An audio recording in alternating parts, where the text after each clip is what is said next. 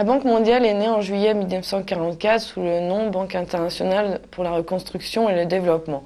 Elle visait principalement à aider à la reconstruction du Japon et de l'Europe au sortir de la Seconde Guerre mondiale.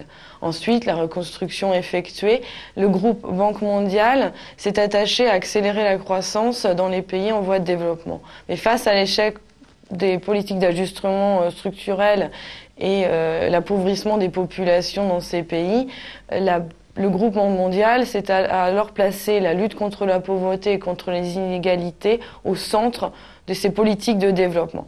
Concrètement, le groupe mondial est composé de 5 institutions qui visent à appuyer financièrement et techniquement la mise en place de projets de développement. Alors, les 3 principales institutions sont la Banque internationale pour la reconstruction et l'Association internationale pour le développement, qui octroient des dons ou des prêts à taux concessionnels aux pays les moins avancés. Il y a aussi la SFI, la Société financière internationale, qui finance les entreprises privées. Donc, outre son rôle de banquier et de conseiller, la Banque mondiale poursuit des recherches et met aussi en place des programmes de développement, soit directement, soit indirectement via des ONG. Alors, ces programmes de développement ont lieu dans des domaines très variés, tels que la microfinance, des programmes d'éducation, l'accès à l'eau potable, la réforme administrative, la lutte contre le sida.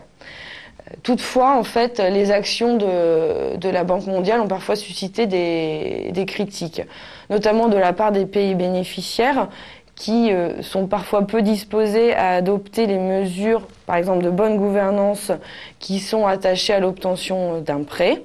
Les ONG qui reprochent à la Banque mondiale de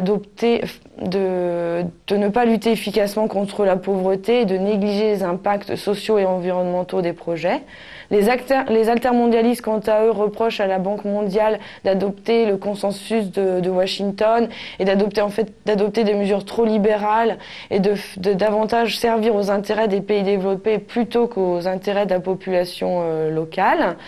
Voilà pour les critiques. Sinon, c'est vrai qu'on a souvent reproché à la Banque mondiale de fermer les yeux contre des actions douteuses de la part des gouvernements, parfois corrompus, des pays bénéficiaires de ces aides ou de ces prêts à taux concessionnels.